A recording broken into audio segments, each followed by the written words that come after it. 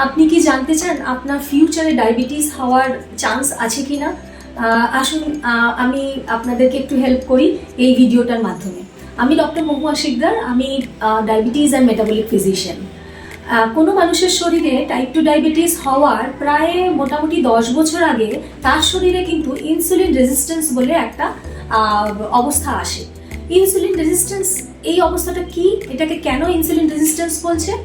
Insulin resistance মানে এমন একটা অবস্থা যে বডিতে ইনসুলিন তৈরি হচ্ছে, ইনসুলিন প্রচুর পরিমাণে আছে, কিন্তু সেই ইনসুলিনটা ঠিক মতন ভাবে কাজ করতে পারছে না। কি কাজ করতে পারছে না? ইনসুলিনের কাজ হচ্ছে, নর্মাল কাজ হচ্ছে ও সেলে গিয়ে যে আমরা যে খাবার খাই গ্লুকোজটা থেকে এনার্জি তৈরি করা, তো সেই নর্মাল ইনসুলিনের কাজটা সে করতে পারছে না। সেই অবস্থাটাকে, প্রচুর ইনসুলিন থাকা সত্ত্বেও করতে পারছে না, সেই অবস্থাটাকে আমরা বলি যে বডিতে ইনসুলিন রেজিস্ট্যান্স হয়েছে।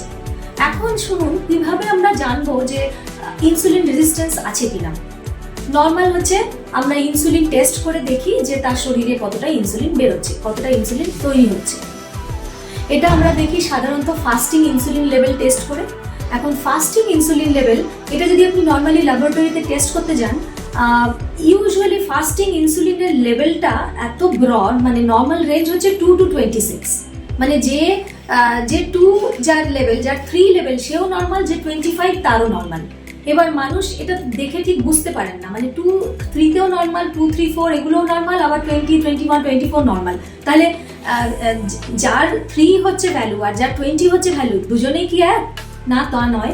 কারণ ইনসুলিন রেজিস্ট্যান্সে যখন আমরা ফাস্টিং ইনসুলিন টেস্ট করি, ফাস্টিং ইনসুলিন লেভেলটা যত কম হবে তত সে ইনসুলিন সেন্সিটিভ, মানে তার শরীরে ইনসুলিন ততটাই ভালো কাজ করছে, ততটাই ভালো ফাংশন করছে। তার মানে তার শরীরে ইনসুলিন রেজিস্ট্যান্স হওয়ার কোনো চান্স নেই এবং সে ডায়াবেটিস হওয়ারও তার চান্স নেই। কিন্তু যার ফাস্টিং ইনসুলিন লেভেলটা বেশির দিকে, ধরুন একটু বেশির দিকে যাচ্ছে, তার কিন্তু শরীরের ইনসুলিন বেশি তৈরি হচ্ছে এবং এই ইনসুলিনটা বেশি তৈরি যে হচ্ছে, সেটা যত বেশি হবে ইনসুলিন বেশি তৈরি, তত সেই ইনসুলিন রেজিস্ট্যান্সের দিকে চলে যাবে আর ততই সেই ইনসুলিন কম সেন্সিটিভিটির দিকে থাকবে। তার মানে যার বেশি আছে ইনসুলিন, ফাস্টিং ইনসুলিন লেভেল, তার নিয়ার ফিউচারে ডায়াবেটিস হওয়ার চান্স অনেক বেশি। এখন এই ইনসুলিন রেজিস্ট্যান্সটা কেন হচ্ছে আমাদের শরীরে, কেন আসছে? ইনসুলিন রেজিস্ট্যান্স হওয়ার অনেক কারণ আছে, তার মধ্যে মেইন কারণ হচ্ছে, আমি সেটা আজকে ডিসকাস করব। আমাদের গোটা শরীরে ব্লাড আছে। মানুষের শরীরে ব্লাড কত থাকে? মোটামুটি 5 লিটার, 5 লিটার্স অফ ব্লাড থাকে।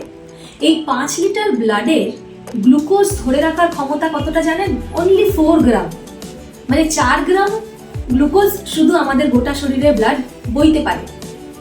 কিন্তু কোনো কারণে যদি আমাদের এই গ্লুকোজ, বডির গ্লুকোজের পরিমাণ, ব্লাডের গ্লুকোজের পরিমাণ 4 গ্রামের থেকে বেশি হয়, সেটা আর বডি ধরে রাখতে পারে না।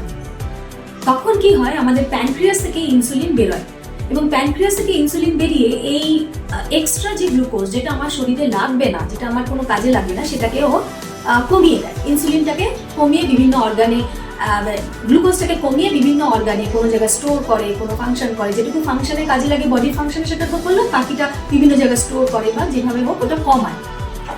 কিন্তু যদি এরকম হয় যে ওই ইনসুলিনটা ওই ধরুন গ্লুকোজটাকে কমাতে পারছে না, তাহলে কি হবে? কমালে, যদি কমিয়ে দেয় তাহলে তো আমরা নর্মাল হচ্ছি, তার মানে আমাদের ব্লাডের গ্লুকোজ কম থাকছে এবং আমরা নর্মাল। কিন্তু কোনো কারণে যদি এই ব্লাডের গ্লুকোজ, ওই ইনসুলিনটা কমাতে পারছে না, তাহলে তো ব্লাডের গ্লুকোজটা, সুগারটা বেড়ে থাকবে। কন্টিনিউয়াস ব্লাড সুগার বেড়ে থাকলে সেই অবস্থাটাকে আমরা ডায়াবেটিস বলি। এবার এই ইনসুলিনটা কেন এত বেশি বেরোচ্ছে, কেন ইনসুলিন রেজিস্ট্যান্স হচ্ছে? সেটার কারণ হচ্ছে আমরা অতিরিক্ত খাবার খেয়ে যাচ্ছি, কন্টিনিউয়াস আমাদের শরীরে খাবার ঢুকিয়েই যাচ্ছি, ততটা আমরা কিন্তু কাজ করছি না।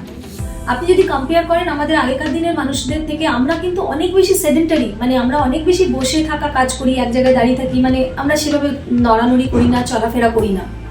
তো আমাদের যতটুকু লাগবে তার থেকে অনেক বেশি খাবার আমরা কিন্তু এখন খাই, বিভিন্নভাবে খাচ্ছি, প্রসেস ফুডের মাধ্যমে খাচ্ছি, এক্সেস খাবারের মাধ্যমে খাচ্ছি, কম কাজ করে এটা হয়ে আরো বেশি বেড়ে যাচ্ছে ব্লাডের গ্লুকোজ।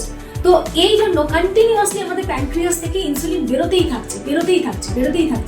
এইভাবে যদি কন্টিনিউয়াস প্যানক্রিয়াস ইনসুলিন বার করতে থাকে, এমন একটা সময় আসবে সেই ইনসুলিনগুলো এক্সস্টেড হয়ে যাবে, প্যানক্রিয়াস এক্সস্টেড হয়ে যাবে, ও আর ইনসুলিন বার করতে পারবে।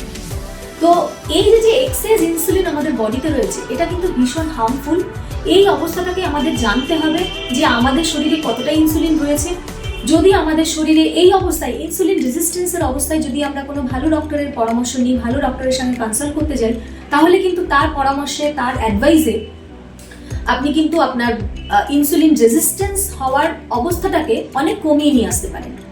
ধরুন আমরা নর্মালি বলি ফাস্টিং ইনসুলিন লেভেল যদি 1 ডিজিট থাকে, মানে 9-এর নিচে থাকে, তাহলে তার ইনসুলিন, সে খুব ইনসুলিন সেন্সিটিভ, তার বডি ভীষণ ভালো কাজ করছে। তো এবং যার ধরুন 1 ডিজিটের বেশি, মানে ধরুন 15, 16, 17, 20 হয়ে যাচ্ছে, তাহলে যত নাম্বারস বাড়বে তত বেশি আপনার ইনসুলিন সেন্সিটিভিটি কমবে, আর তত বেশি আপনার ইনসুলিন রেজিস্ট্যান্স বাড়বে। এবার ইনসুলিন রেজিস্ট্যান্স যার অনেক বেশি হচ্ছে, ধরুন যার 16, 17, 18 বেশির দিকে, তার নিয়ার ফিউচারে ডায়াবেটিস হওয়ার রিস্ক প্রচুর বেশি। আর যার 1 ডিজিট নাম্বার আছে, ধরুন 6-এর নিচে রয়েছে যার, তার বডি তার ইনসুলিন ভীষণ সেন্সিটিভ এবং সে খুব ভালো তার বডি ফাংশন করছে। ইনসুলিন রেজিস্ট্যান্স আপনার শরীরে হচ্ছে কিনা এটা অবশ্যই জানার চেষ্টা করুন একজন ভালো ডক্টরের সঙ্গে পরামর্শ করে, এবং ফিউচারে নিজেকে ডায়াবেটিসের থেকে বাঁচান।